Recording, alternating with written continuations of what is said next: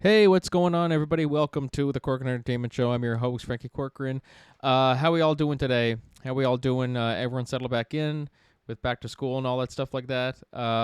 If you're not, well, just give it time. It'll get there eventually.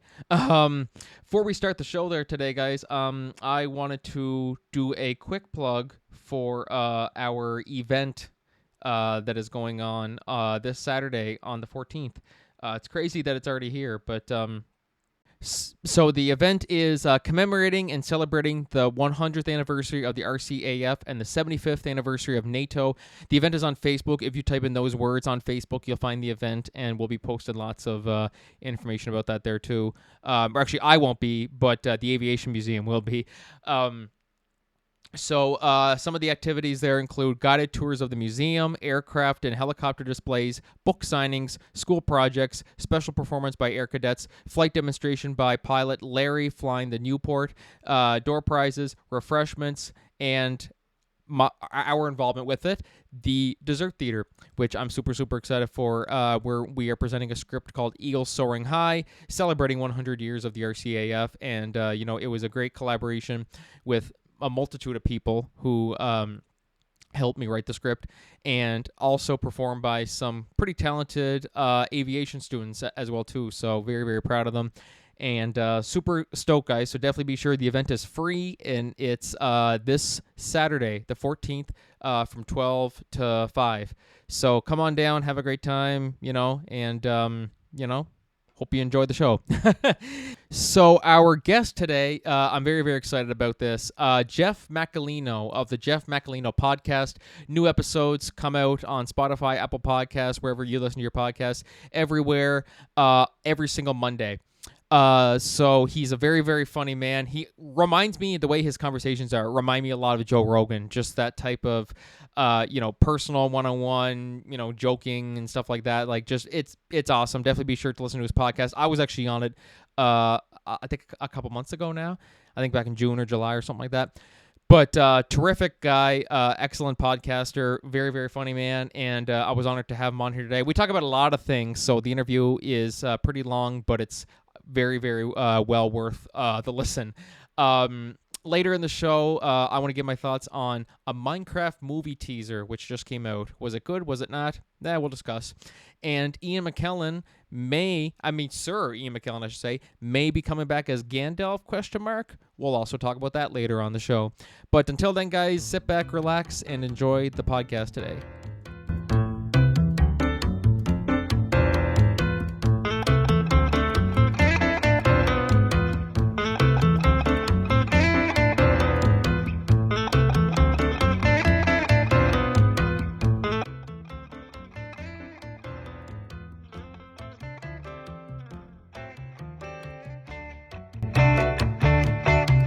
Well, hello, everybody. Welcome back to the Corcoran Entertainment Show. I'm your host, Franky Corcoran, and today I am joined by a fellow podcasting friend of mine. I was on his podcast a few months ago, and I'm super honored to have him on mine. He's the host of the Jeff Macolino, the Jeff Macolino Podcast. New episodes every Monday on Spotify, Apple Podcasts, everywhere where you listen to your podcasts, OnlyFans, and and today my guest is Jeff Macolino. Jeff, how's it going, man? I am doing excellent. How are you, Franky? I'm doing great, man. It's great to talk to you again. And as we were talking before we started here, it's funny. We recorded that way back in May, and it's crazy. We just hopped on now. I was like, oh crap, it's been that long since we talked. Like, it was during like the massive heat wave here that we were talking. And so tell me a little bit about pre-recording. How important is it to pre-record? Because like we're gonna talk about like we'll talk about some stuff about maybe the election. Hopefully Trump doesn't back out of the election, and then boom, as the day before the episode comes out, Trump's gonna back out of the election. So what's it like when it comes to pre-recording episodes and making sure the topics are relevant? It can be very difficult because as a host, if you know you're recording an episode for the future, you can make it a point. Like, I'm not going to touch on any newsy type thing, but like we were talking about before, you never know who's going to die. So I had a comedian telling a story about Louis Anderson, a comedian who passed away, I think, a couple of years ago. And we were recording that episode probably 3 weeks before it aired, and Louis Anderson died probably a week before it aired. And it's not a bad story about Louis, but the way we address, we're like, oh yeah, Louis, and we're just laughing. And I'm like, if someone was just like, he just died, why are these guys so insensitive about it? So you never know. Um, like me, you do an intro to your podcast, so that helps soften the blow, I think. But only if you remember it's in there. I feel like you probably have a better memory of things than I do. Maybe it's because you don't get like blackout drunk while you're podcasting. Probably helps. Are you Because blackout drunk right now? no, not right now. Only because it's early. I mean, Wait, so what time is it there? It's 2 o'clock where I am now. It's what time in your? it's 1 o'clock. So Oh, it's just, okay. So and hey, I'm taking it easy. This is a beer. Like this is basically hydration for me. how do you drink and podcast? How do you podcast under the influence? Like how does that work for you? Is it just like it's just second nature? Like it's just I don't even think about it kind of thing. Is that what it's like for you? Yeah. Now I've had a few unfortunate ones where I was way too drunk. So I've had a couple of those, but for the most part, I've got experience at when the camera turns on and I hit the record button, I could pull it together. Hmm. Um, that's and that's years of experience of drinking heavily, years of experience of I've done this thing on YouTube for a couple of years called Drunk Jeff Eats, where I get a fast Yes, food I love item that. and I love that. yeah. So it's like, and sometimes the drunker I am, the more sober I am because I pull it together. Whereas if I'm pretty sober, I'll act drunk. So it's kind of a weird. But there are times even in that where it's like I wake up and I'm like, I got a 7 minute video, or usually a 15-minute video. I have to edit the 7 minutes on my phone. Oh yeah, it's Drunk Jeff. He did it again. I don't remember it. Are there ever is your podcast personality and like that image, how different is that from your real life? I mean, obviously you have kids too, correct? Like so how do you switch that on and off where you're getting shit faced, blah, blah, blah. Oh right, I have kids too. Like how do you Well, manage that? getting divorced and having your kids only 50% of the time helps. Basically, I have a calendar like, all right, Monday, Tuesday, I can get hammered, and every other weekend. And aside from that, I don't drink at all. So I'm 50% one side and 50% the other. I would say interesting, I don't know, psychological discussion, I suppose. When I first split up with my ex-wife, I used to go hard both directions, and it was really like there were two versions of me. One was I'm gonna get wrecked, I'm gonna party, just forget about the pain inside of me. And then there was the Danny Tanner, I'm gonna be the greatest dad ever. And I even listened to different music. Like on the way home from work, I would listen to different music depending on whether I was going home to get just hammered or whether I was going home to be a dad. And well, it wasn't healthy. Luckily, the two Jeffs merged. So my personality, I think, is pretty much the same as far as whether I'm drinking or not. Now, at a certain level, obviously, you get stupid, but I like to think that being sober, I now have also kind of taken some of that stupid, and I own that inside of me. But we all need a little bit of stupid, I Oh think. my God, absolutely. Absolutely. Well, then nothing's worse than the people who will berate people for, oh my God, you're so stupid. Why would you do that? Why would you do that? It's like, but buddy, you did the exact same thing. You know what I mean? Like it's very easy for people to not realize what they're doing until they actually sit back and go, oh no, like no, I was doing that. Like you might have you ever gone about some people saying, oh my God, why is he drinking during the, it's too early in the day. Oh wait, here I am drinking right as I'm drinking a beer. Do you ever stop yourself with that or no? Yeah, it's a lot of people want to they want to cast aspersions. They always want to judge. and not look at what they're not even, what they're doing, because I don't care. It's the I think sometimes I battle the people who make assumptions. And yes, I would say my public persona, podcast, YouTube persona, maybe slightly exaggerates the drunk Jeff aspect. Maybe a little bit. Like I'll Just a I'll I'll, smidge. I'll admit it to you. Half my drunk Jeff eats, I am completely sober for, and I'm completely acting. Um, Although I haven't done drunk Jeff eats in a while because now I'm trying to lose weight, but that's another story. But yeah, people want to judge because you're a dad. It's like, well, I don't have my kids tonight, so why are you judging me for what I'm doing? The other thing is, it's like I never drive drunk, Mm. so that's really the danger to society, right? Is if I get behind the wheel, I don't do that, so it's like I maybe arguably hurting my own body, probably. But that's for doctors to talk about. That's not for, me or anyone else to worry about. Like I don't, Uh, yeah, I'm not a healthcare worker, you know what I mean? You're like I'm just here trying to entertain people, that's the main thing. yeah. Yeah. Yeah, I wonder if Joey Chestnut gets his emails flooded with like, "Do you need help? I think you overeat, sir." Like, we do this for entertainment purposes. And frankly, I'll say this: part of the reason well, the sole reason I started Drunk Jeff Eats is making content out of things I was doing anyways. Yeah. And the podcast, I decided to lean into it a little bit because you the first time I did a podcast sober with a guest who was a stinker, just a no, one word answer kind of person.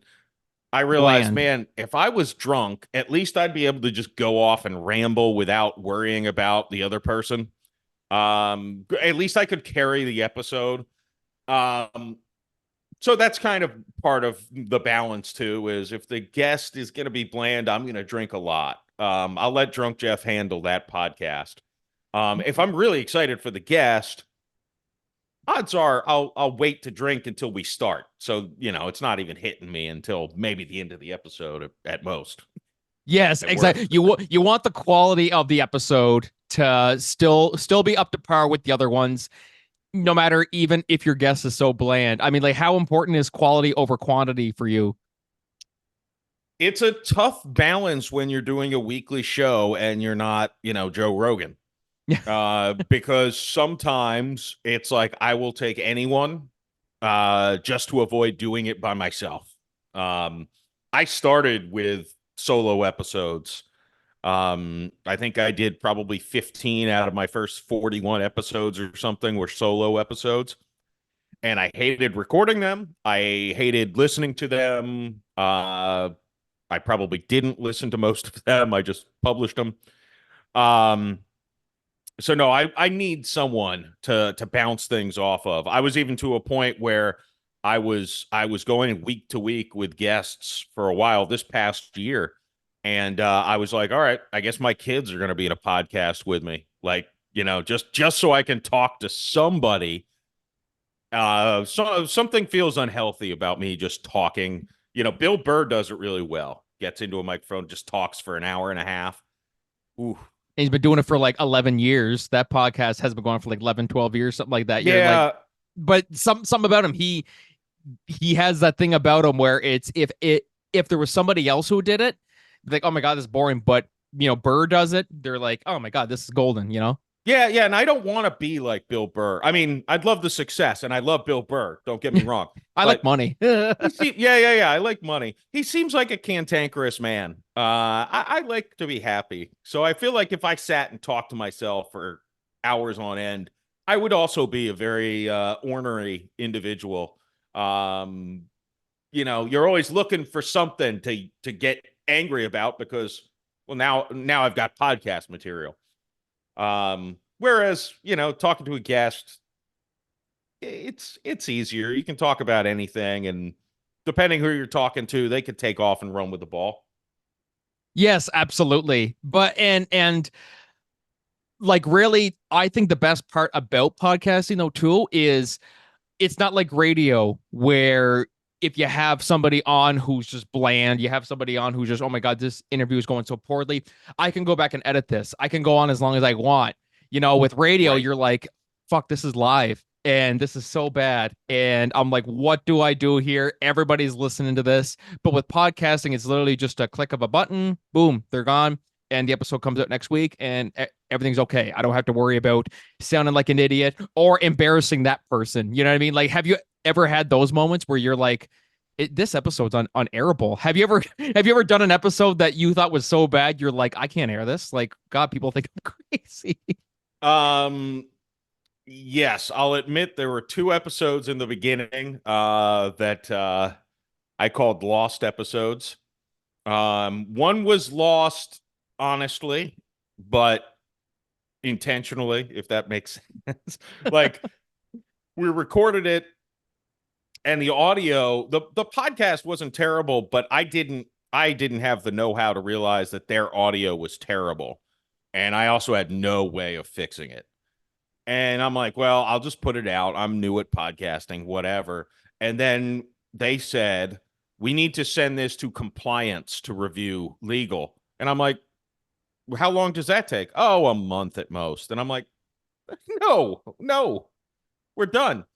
There was also a legal reason I was holding that one back aside from that. So there were a multitude of issues. And by time I'm like, yeah, we don't need this. There was another one that was just so dry. It was about SEO, search engine optimization, I believe that stands for. Right. Really intriguing stuff. It was just so bland and boring that I was like, just like drifting off during the conversation. Like I wasn't even paying attention because it was so boring. And he even said, hey, if you end up airing this one, let me know, but I understand if you don't. And I'm like, that was but no, I've also had ones where again, my fault. I've been so hammered that there was an episode last year or early this year that was horrible. It was just horrible because I was so drunk. Like I remember talking and I was going on a rant about, see, the problem I have with the MCU right now is that every movie they do, every project they do is just like a commercial for what's coming next. It's not about that story, which was not a bad point. It's a great point. My guest gave a 3-4 minute answer. And then I say, my problem right now with the MCU is every project that they're doing, it's a commercial. I repeated almost verbatim the same exact thing I said 4 minutes earlier. And I'm listening to this and I'm like, oh my. And the guest, by the way, credit to him. He gave me a different answer. he didn't, he paused for just a second and then went back into it.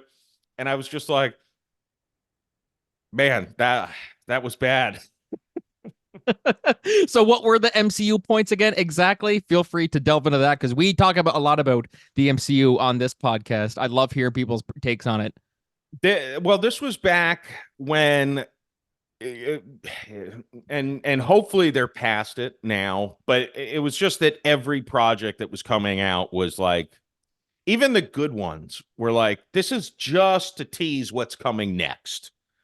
Like, that was it though. Like there wasn't nothing aside from like the story and stuff like that, or it was just that this just feels like they're just saying it's a 2-hour trailer for Avengers Infinity War kind of thing. Yeah, I think sometimes there was a story, and that's why even the good things like WandaVision, I think was an enjoyable, good show. But I think at the heart of it, it was we're trying to set up Monica Rambeau. We're trying to, I don't know if White Vision's ever going to come back. I feel like they were trying to set up Scarlet Witch with the Doctor Strange multiverse movie. I feel like it was kind of more of like, we're just trying to set some storylines into place for the next thing. Even Agatha All Along, which is coming out soon, I think. Or pretty soon, actually. Yeah. This month, is it? I'll have to go check that, but and, somewhere in that range. And that was one of their good projects during that run. But even that, I'm like, yeah, it seems like it was more about they were only telling the story because they wanted to set up what was next, and they just so happened to tell the story well Yes, in that absolutely. instance. Have you seen Deadpool and Wolverine yet? Have you? Yes. You did? Okay, yeah, awesome. So time has passed. We can talk about spoilers. I'm like every time I talked about it on this podcast, I'm like, okay, wait a few weeks until everyone has seen it. But now at this point, you can't go on Facebook, you can't go on YouTube without seeing a spoiler from it. So it's like at this point, people who haven't seen it, you're probably not going to see it. Or you just don't care about spoilers. Right. But what were your thoughts on Deadpool and Wolverine? Did you think that that was just a cash grab? The fact that they just brought Hugh Jackman back as Wolverine, like, did you like how it was handled, or? No, I think that one, and I guess we'll see, but I think that one was just a great story. In fact, I don't know that it ends up relating much to the rest of the MCU stories.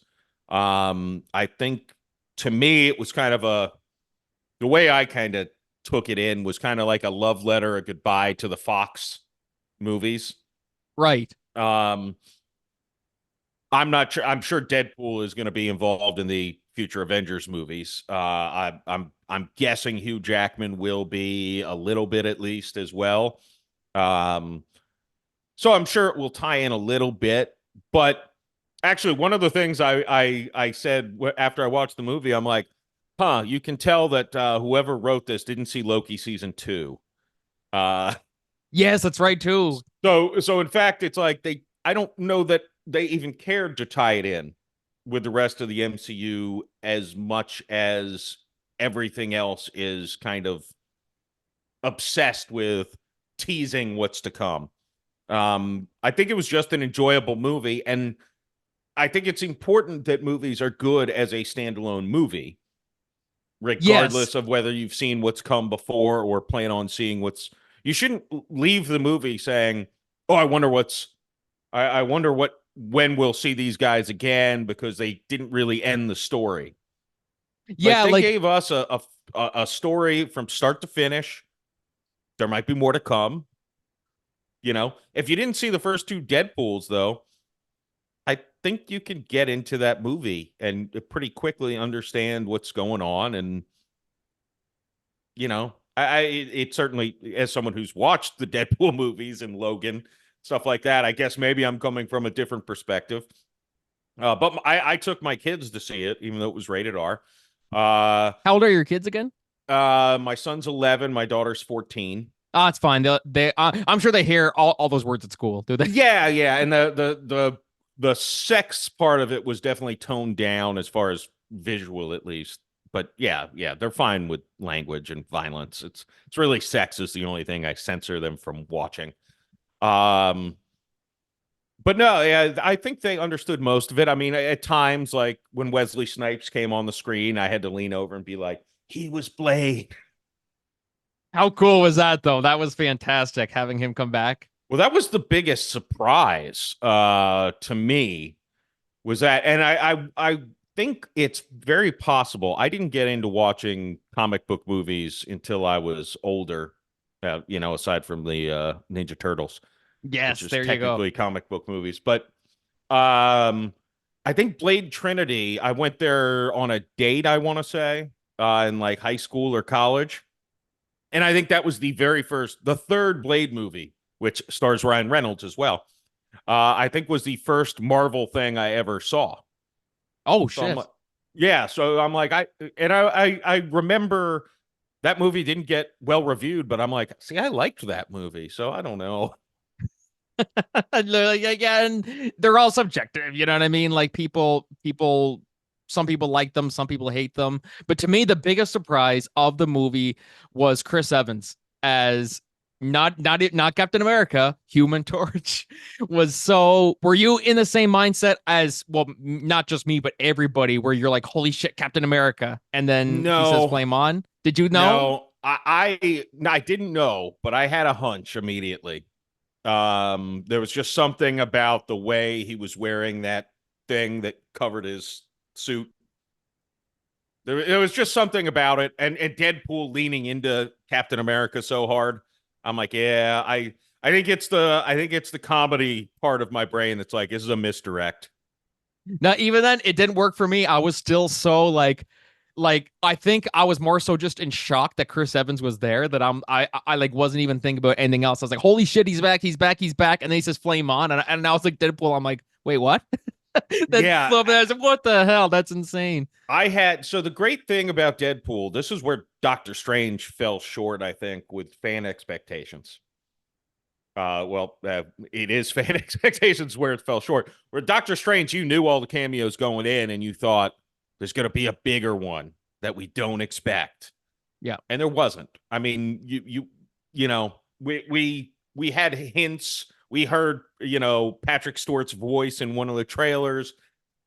Like Doctor Strange, everyone was like, "Oh, Tom Cruise is going to be in it as Iron Man," and all this stuff. And but they gave it all away. So I think a lot of people went to that movie waiting for that.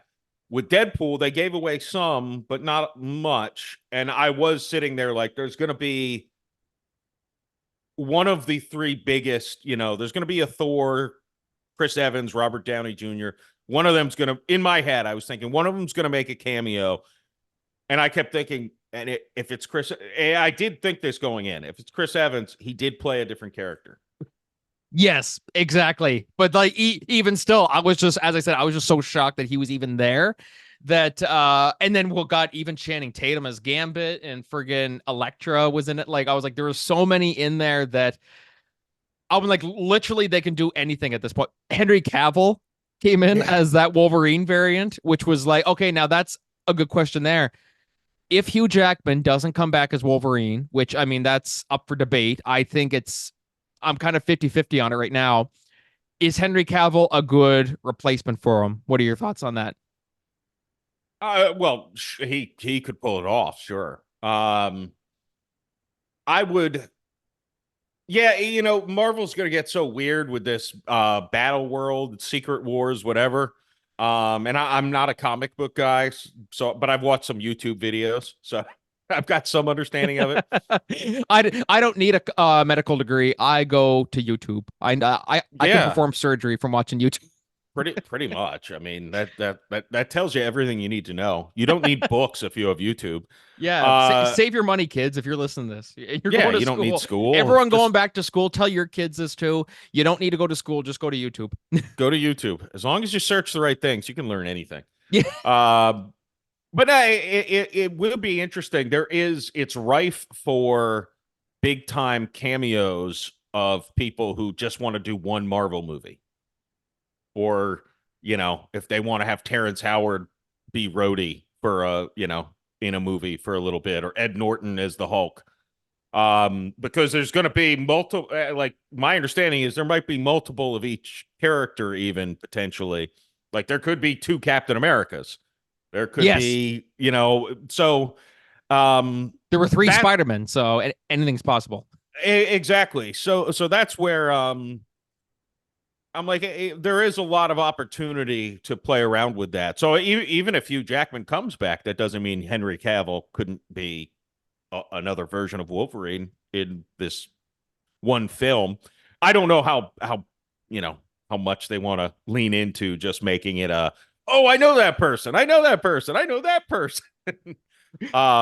It's got to be it's interesting. It's got to be a healthy balance between making sure they focus on the story and not just getting people to in the movie theater because that's Wesley Snipes, that was my biggest one when I saw him because I didn't hear his name at all. He was the furthest from my mind. I never thought I like that was one that I like.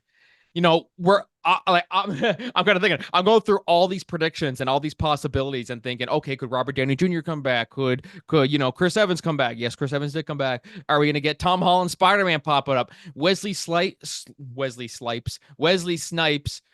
the farthest. Yeah. Farthest. He wouldn't even be considered. I didn't even think about that. And then when he popped up, I was like, oh shit. Like that's talk about subverting expectations though. You know what I mean? Yeah. Well, there was always a rumor, which is funny because you always wonder how these rumors started. But there was always a rumor I remember hearing that he and Ryan Reynolds hated each other. Yes, that's Trinity. Right. I did hear about that too. Yeah. And I saw an interview with Wesley Snipes where he's like, they joke about it. Like they don't hate each other. Just somehow that got started, and he got in the movie. Ryan Reynolds called him and said, "Hey, would you do this if they let us put you in this movie?" And he's like, "Well, I don't know. We do hate each other after." It's like Jimmy Kimmel and Matt Damon, that whole rivalry that they have. Yeah, that was playful. See, somebody used to suggest that to me. Is they're like, you need to start a rival with another podcaster, and make it like you two hate each other. And I'm like, yeah, but then I feel like even if it works, like, You want to start a rivalry? Jeff well, Macolino versus yeah, your team Franky or your team Jeff. There's no crossing this line. But I'm always like, I don't know how much does that actually help. Does that give both of us an audience, or just get trolls on both of our timelines? And I'm like, it seems like too much work. And I'm a positive guy. I'm not someone who's gonna, if I hate someone, I'm just gonna ignore them. Like, yes, or you're not going to sabotage them. You're just going to let them go about their business. Like the best fake feud online, I think, is Ryan Reynolds and Hugh Jackman. The way they did that for years. That's why I was so excited for Deadpool Wolverine. Was just, we all wanted to see Deadpool and Wolverine, not just two different actors playing them, but Ryan Reynolds and Hugh Jackman specifically. We wanted to see them together in a Deadpool movie. So that's why when Deadpool and Wolverine was first announced, I said instant $1 billion film. I said that's going to hit $1 billion. And right now it's still making money. It's still at the time of this recording, I think they're projecting like 1.4 billion, something like that. I mean, whether it hits that, who knows? But right there, I mean, like between Ryan Reynolds and Hugh Jackman's fake feud, Ryan Reynolds knows how to market. Like, my God, like some of the marketing that they did for that movie was fantastic. How important nowadays is marketing? Do you find, like, how important is it to have a good marketing campaign? Like, even like if you're promoting your podcast or something like that, how crucial is it? I mean, it's the main thing. Because people might say like, oh, they don't like, they don't need to market it. Like they might say they don't need to market Deadpool 3 because people are going to see it anyway. It's like, well, that's not exactly the case, Well, yeah, and what they did was they've marketed this movie, even with their relationship. I mean, they announced that this movie was happening. I don't know if it was even pre-COVID, maybe like. No, it was 2 years ago, because I started the podcast 2 years ago, and that was a topic on an episode the day they announced it. So yeah, 2 years, and it's crazy that it's already. It's already been out for like 2 months now, which is wild to think about. And I think they were laying the groundwork with their banter even before that.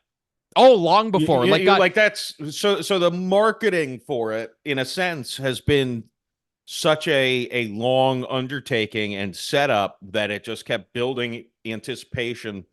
And yes, it is a Marvel movie, so it would be interesting, not that they would ever do it, for them to just generically post on socials and be like, hey, we got a movie coming out, no commercials, no, just see how many people go see the return.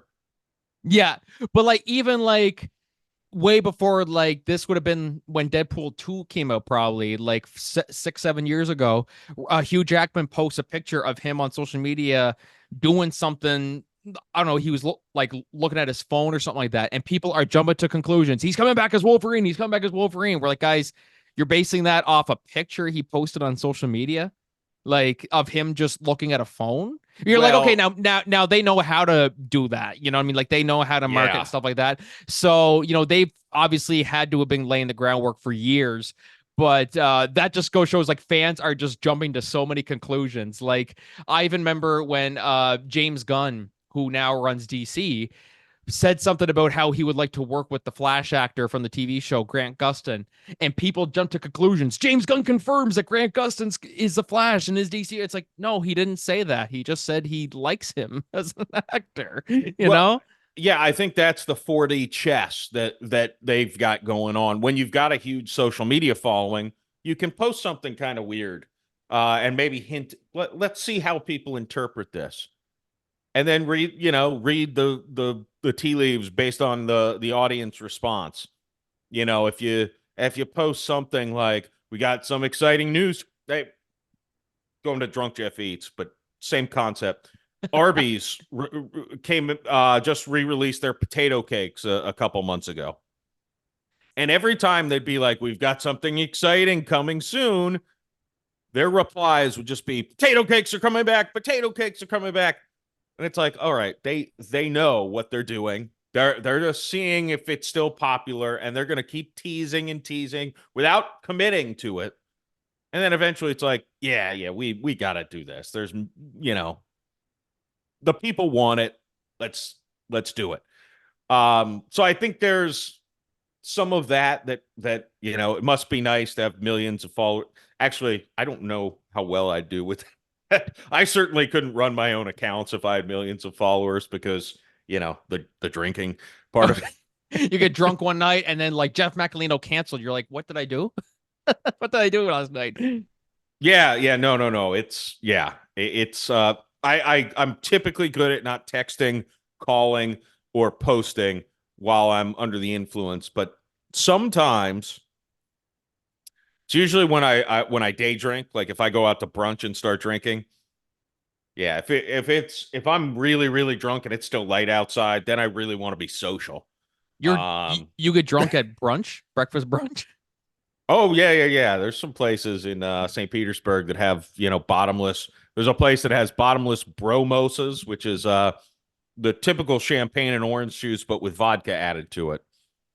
And well, yeah, that'll get you there pretty quick at 9 a.m. Yeah, that's right. Well, yeah, there are like lots of places that do that too, but I was never about that. Even like when I did drink, I was like, I'm like I couldn't start the day. Like I see some people, they're celebrating something, whether it's a bachelor party or something like that, drink the night before, get shit faced, and then go for breakfast the next morning and they're drinking in the morning. I'm like, how? Like, why are you doing that now? I'm not gonna say they can't do that, but I'm just saying, like, I could never do that. Have you ever done that before? You get shit faced the night before and then Yeah. But it's to me, one thing I've always prided myself on is my intoxication is generally planned. So like if I'm gonna go out, get hammered with my friends on Saturday, and Sunday we're going to brunch, I already know I've got nothing to do Sunday. And now if it's a football Sunday, then it's like, all right, well, if the Saints are playing at 1 o'clock, that means I've got to get to a TV for this time.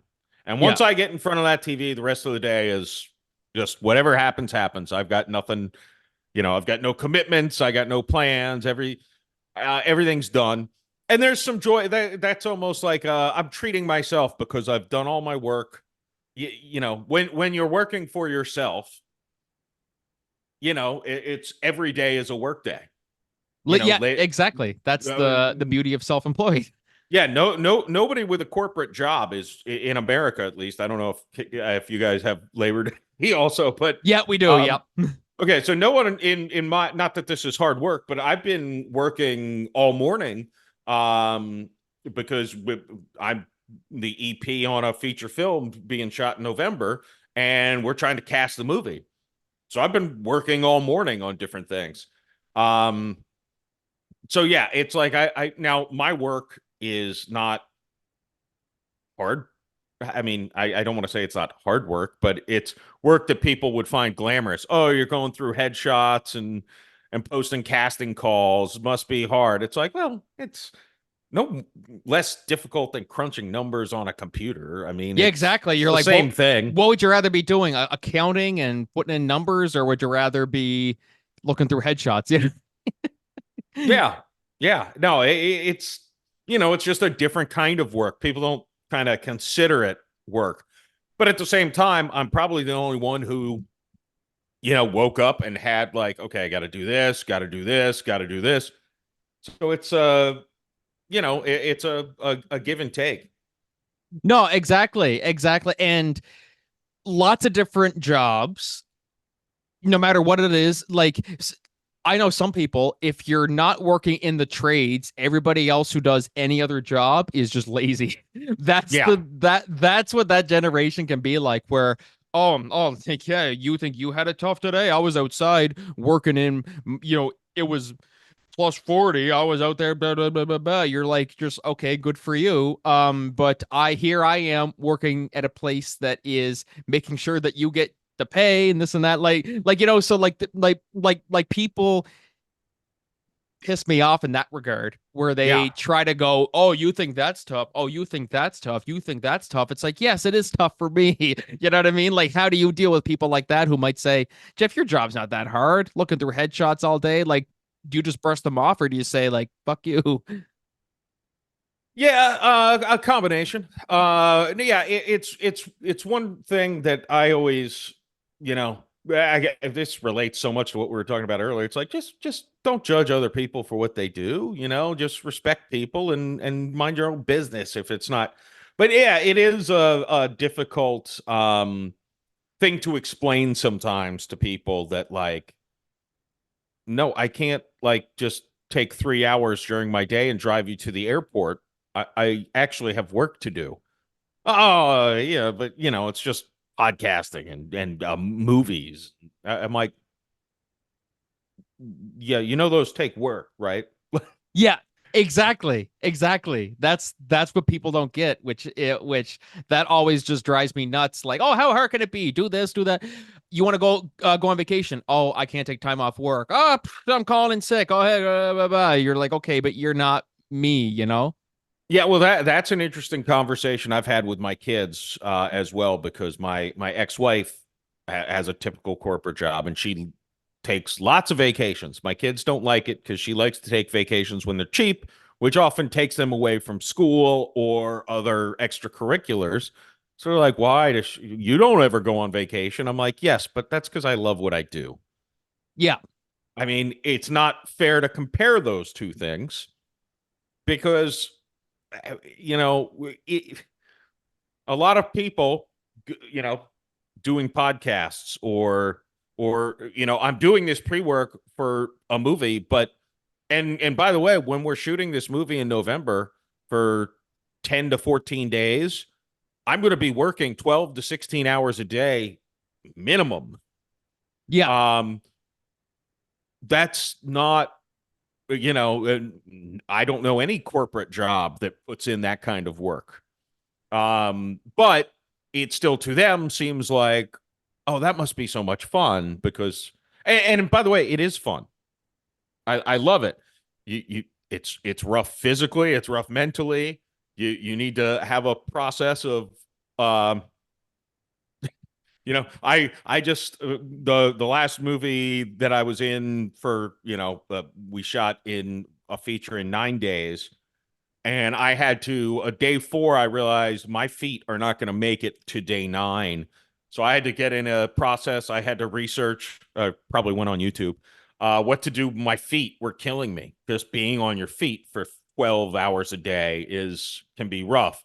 Uh, so I got in the routine of coming home and I would have a drink, look at my, the scenes we're shooting the next day, make sure I knew my lines, and I was soaking my feet the whole time with some salt and some other stuff. And it's like, yeah, that's the routine that you've got to take care of your body because your body's not meant to work, 12 to 16-hour days back to back to back to back to back to back.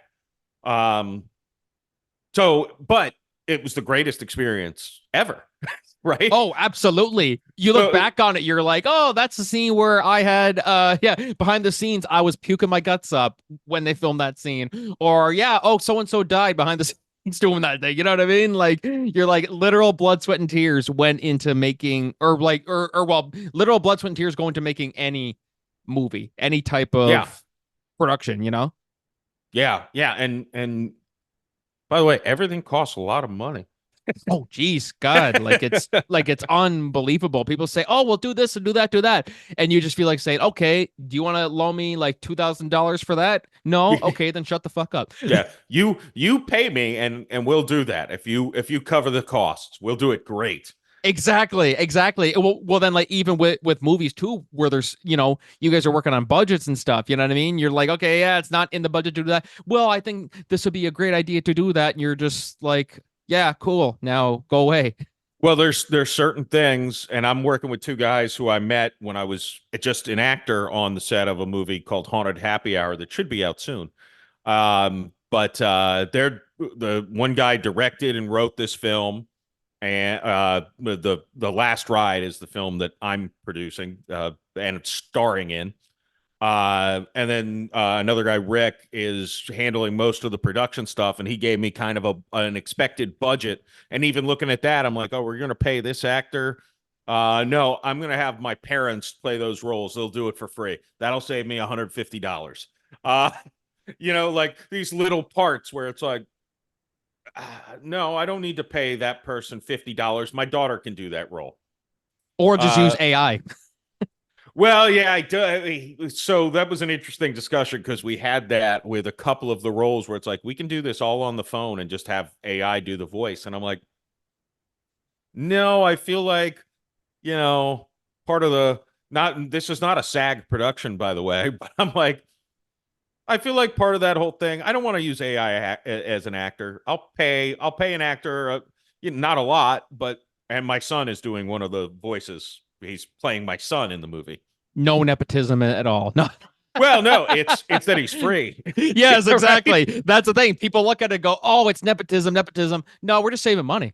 That's all it comes down to. Well, and you know what's funny too is it's actually very hard when you're putting a movie together like this, is that I'm constantly like, I want to put this person I know and this person I know in the movie, and which is kind of nepotism, but also it's, these are people I know or have acted with before.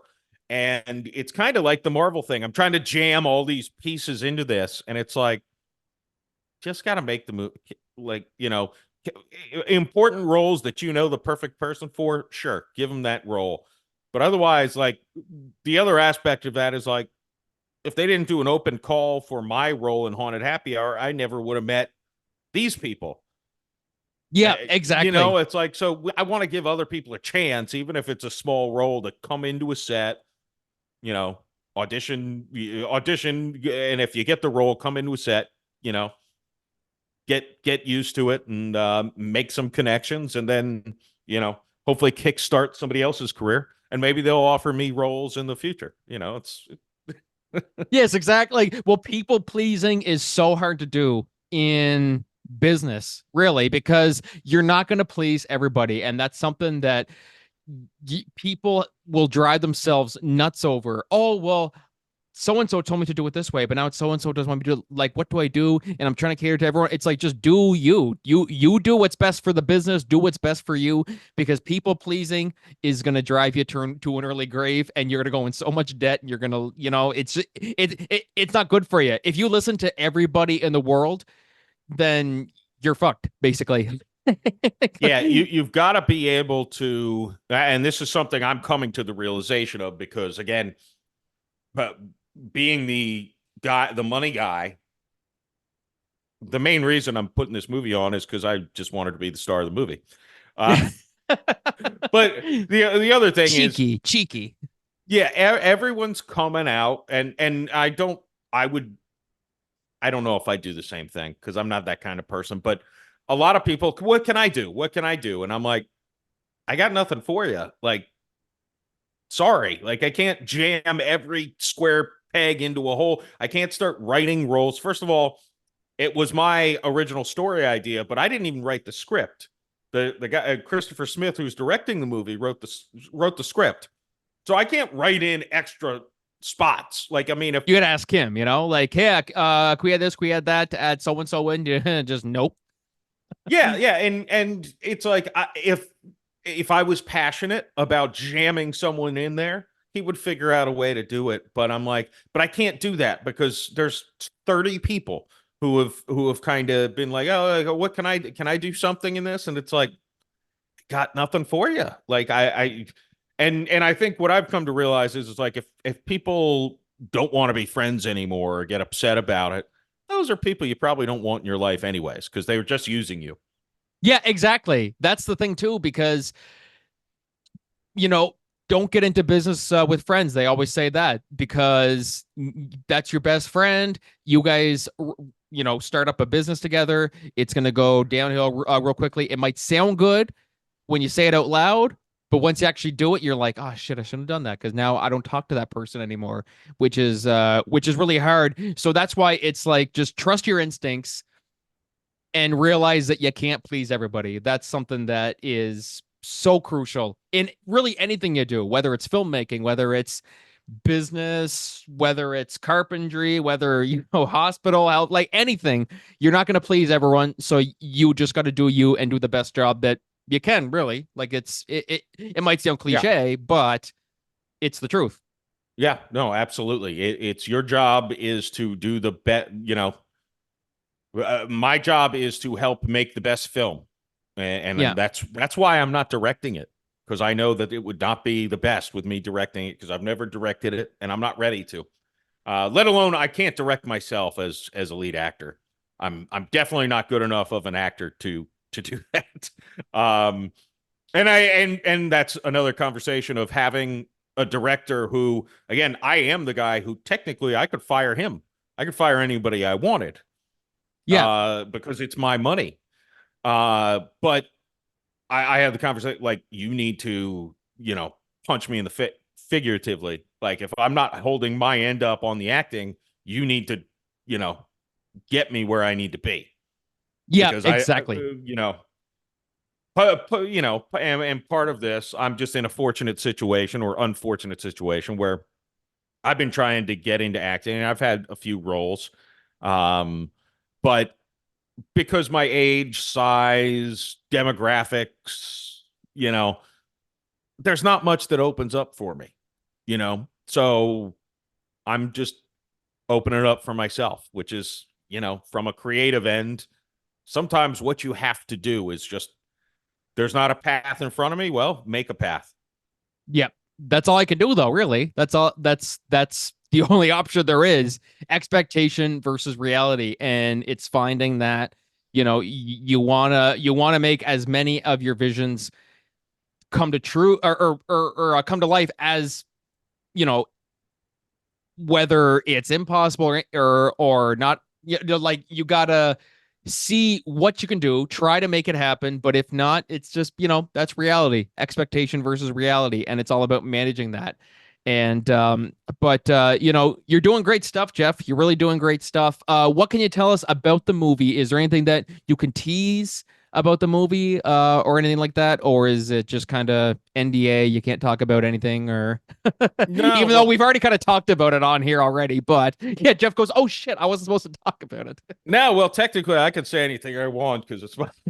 Oh, fair If I enough. spoil it, it's my money that gets spoiled. But no, it's the log line's basically ride share driver who's basically on the brink of suicide, played by me, picks up a terminal cancer patient, who's got 48 hours left to live, and along the ride, maybe gleans something about life being a little too precious to give up on.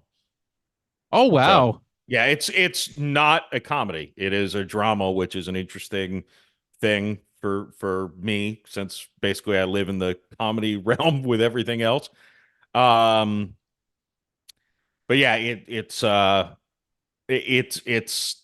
obviously I've read the script and I like it a lot. I think it's got a good message to it. Uh, and hopefully I can pull off the role as a down on his luck, thinking about suicide, rideshare driver. And ride is spelled RYDE. That's our fictional rideshare company. Because obviously, we didn't want to use Uber or Lyft in case there's any legal issues with that. Yeah, just that's smart. That's smart. Just put a T tuber. I don't know, like just something to make it Yeah, easy. yeah. Well, so the guy who was writing it was naming it, working with it, called The Last Ride, and I'm like, well, that's not going to work. If you Google The Last Ride, you're just going to be flooded with Undertaker results. Yeah, And he's like, well, if you spell it with a Y, you're I'm good. like, oh, that works. Good idea. Um, yeah. So that's, we're going to be filming it in early November, in St. Petersburg, Florida. And part of it too is going to be, I've made it very clear that I want it to really. I've lived in St. Pete, Florida, my whole life, so I've said I really want it to also highlight how beautiful this place is, and take in some of that stuff. So, um, yeah, it should be again, not maybe in on brand necessarily for me, but it doesn't have to be. It's a movie. It's Yes, exactly. It's your people. If people are looking too closely into it, then it's like, okay, guys, get a life. Uh, Yeah, in well, my and project. in reality, I'm thinking if this does well, then most people will discover me through this and then find out all the other stuff later in their life. And then listen to the podcast and go, I can't believe he wrote this and acted in this, and he's so goofy in the podcast. And then you watch you in this movie where you're playing someone who's suicidal. Like that's a big that just showcases your talent and your abilities. Really, like that's Well, hopefully. hopefully, yes. I can't wait. I can't wait. Super excited to hear all about it.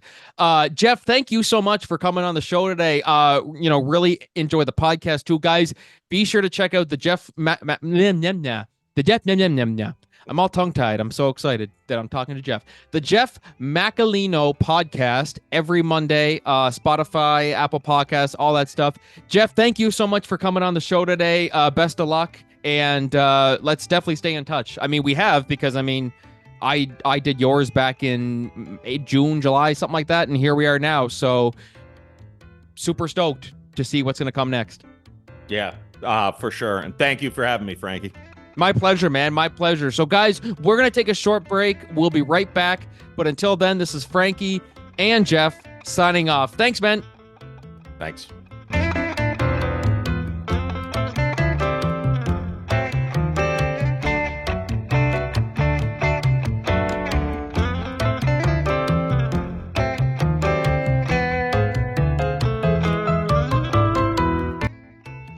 Hey everybody, welcome back to the Corkin Entertainment Show. That was me and Jeff Macolino.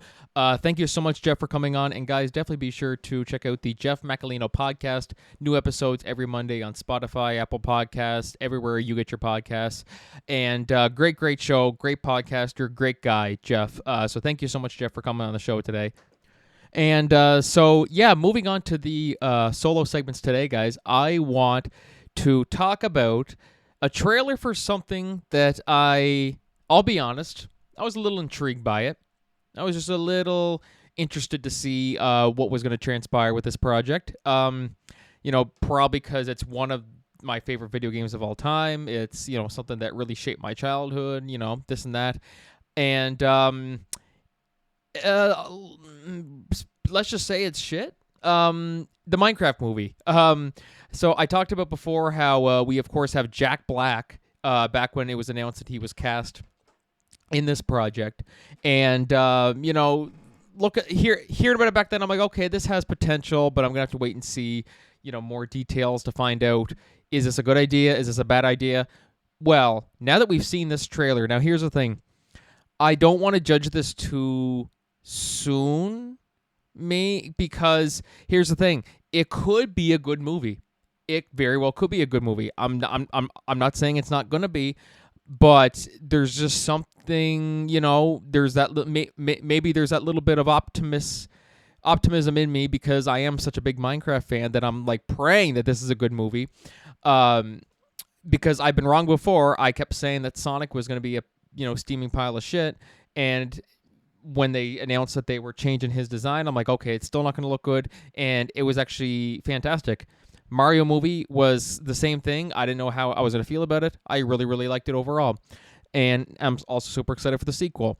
Minecraft, I'm hoping, I'm like praying that it, maybe surprises me, and I hope it does, but I'll be honest, after seeing this trailer, I'm like, holy shit, how did this even, who would want to put a dime towards this? It's so bad. It's so bad. Now, there's a lot of things wrong with it. So this is the premise for the movie that Warner Bros. And Mohang Pictures, of course, the game studio that made Minecraft, this is what they had put for the premise.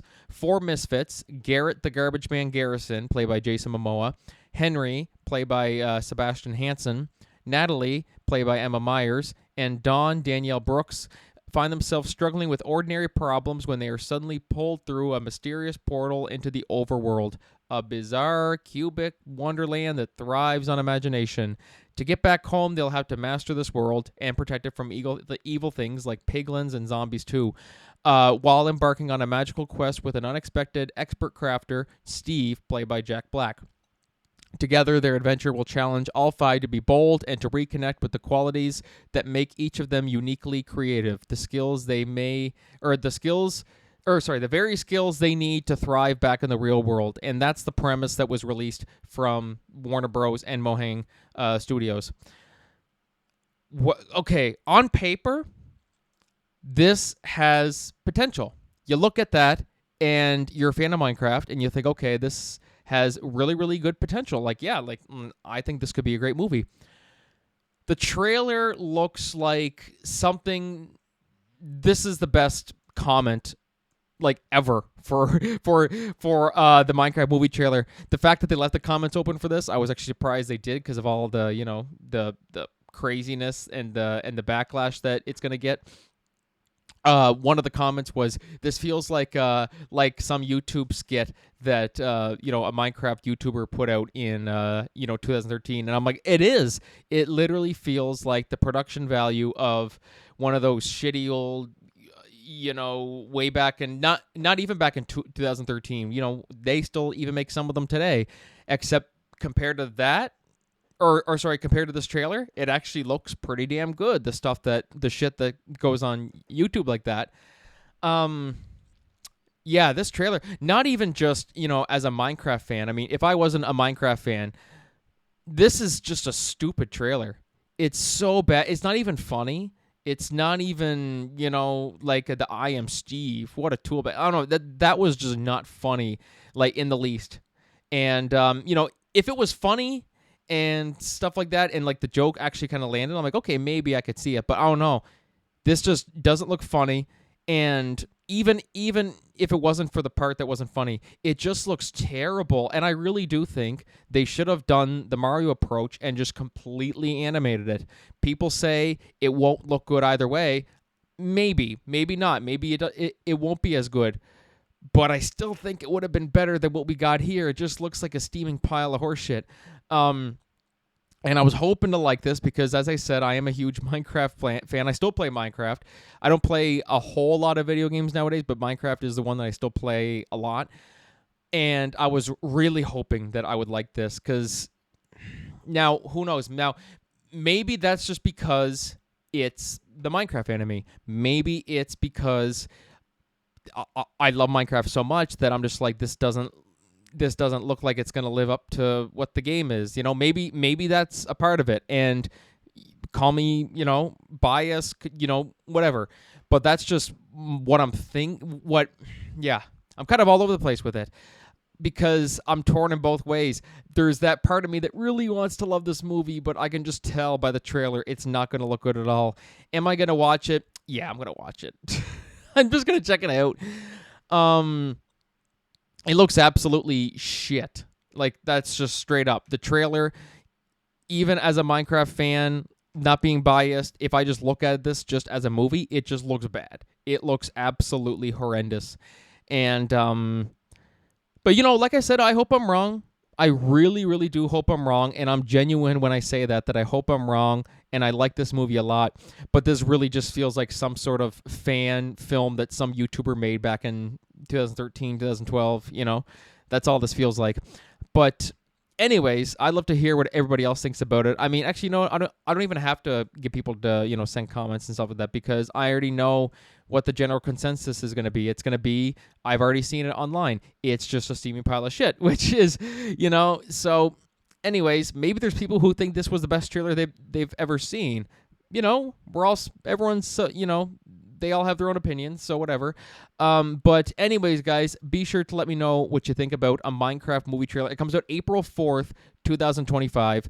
I'm not excited. I'm intrigued by it, so much so that I will go see it, and hopefully I'm wrong, but just what I'm seeing from the trailer, it looks like, they just shit all over a game cartridge of Minecraft and gave it to a studio executive, and they're like, let's do this.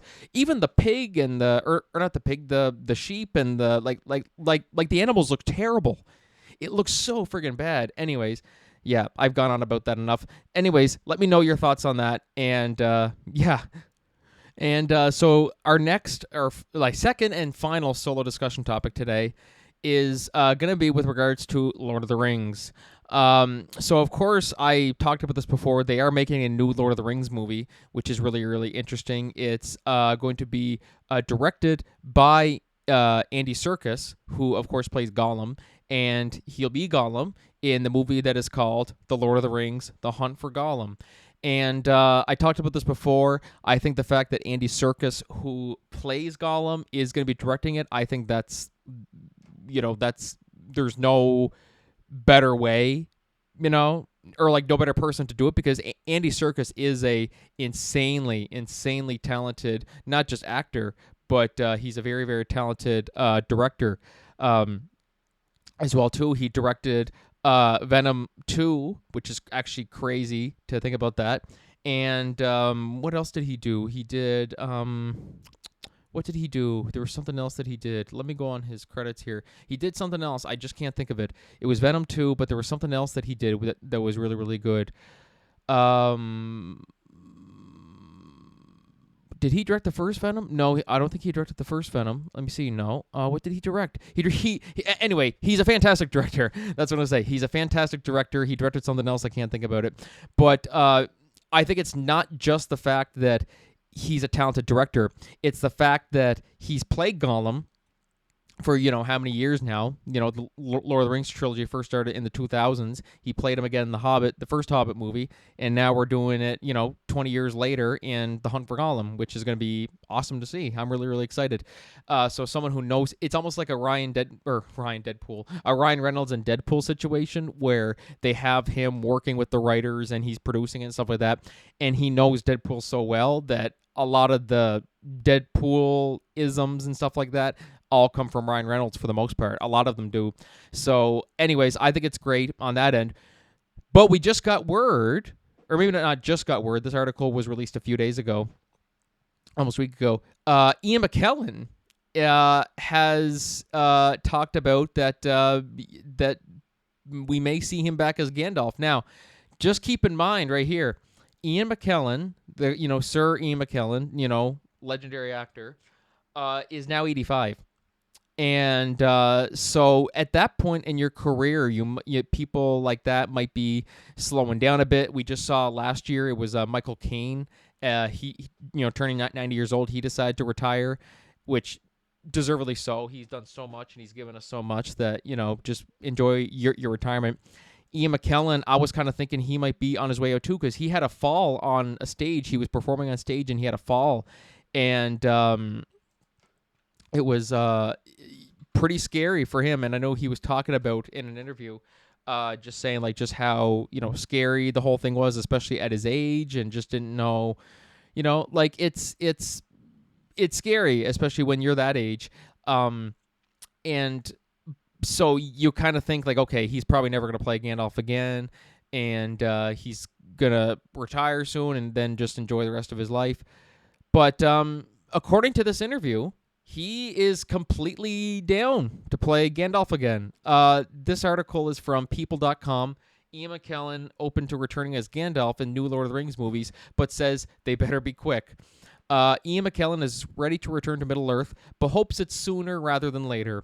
In an interview with Big Issue, the 85-year-old actor appeared to be hinting that he wouldn't still be acting for an open-ended amount of time, which could affect whether he's able to reprise his role as the wizard Gandalf in the upcoming new Lord of the Rings movies. I've just been told that there are going to be more films and Gandalf will be involved, and they hope I'll be playing him, McKellen said. When? I don't know. What the script is, it's not written yet, so they better be quick. And and then it kind of just goes a little bit, on the details and stuff like that, and about the movie. So yeah, it's interesting. I'm really interested to see what's going to go on here. Now, when he says they better be quick, yeah, I really do think they better be quick. I mean, tomorrow is not promised. That's one thing for sure. And if they really want to have him do it, and he seems really open to want to do it. He says, "Yep." He said, "It sounds like, they want me to, they want me back, and sure thing. But they better write the script and get it written because I'm not getting any younger, and especially with just my recent fall, I want to get this done. So, do I think we'll see him back again? I think so. I do think so, unless something like something else drastic happens and he passes away, or another injury happens or something like that. I think he seems pretty open to, as long as I'm still living, I'll play Gandalf again, which I think that'd be great. I think it'd be great to see him back as, maybe this time I think to see him back as Gandalf the White, even though this, I guess it's kind of a prequel because if Andy Serkis is in it and he's playing Gollum and Gollum's dead, how's that going to work? So unless they're planning on bringing him back, that's kind of the thing that's one idea maybe, but we'll see what they go with. But yeah, I'd like to see Gandalf the White again because, we had him in the trilogy, and then he went back in The Hobbit to Gandalf the Grey, which is real nice to see him again. Now it's been nearly 20 years. I just love to see him back as Gandalf the White. But we'll see what happens. Either way, just the fact that we'll get to see him back as Gandalf at least one more time would be great. And we'll go from there. We'll see what happens. And fingers crossed that, he stays in good health, and we can get, maybe at least a few more years out of him before he decides to call it quits and, hang up the wizard hat and enjoy the rest of his life. But anyways, guys, be sure to let me know your thoughts on that on social media. And we are going to call it there for the show today, guys. I want to thank my guest, Jeff Macolino. Be sure to check out the Jeff Macolino Podcast every Monday on all podcasting platforms. And guys, be sure to check out any of you guys in the Miramichi and surrounding areas this weekend. We, of course, have our big project with the Aviation Museum, where we're staging our production of Eagles Soaring High, celebrating 100 years of the RCAF. Our performance starts at 3 o'clock, but there's events going on there all day, starting at 12 o'clock, and it's going to be a great time. Barbecue, signings, models, displays, plane displays, not like actual models. But yeah, so be sure to show some support, guys, if you happen to be around. And thank you all so much just for listening to the podcast, taking the time to, listen to me ramble with people, and then also listen to me ramble by myself. Thank you so much, but we'll see you guys next week. Until then, this is Franky signing off. Have a great week, everybody.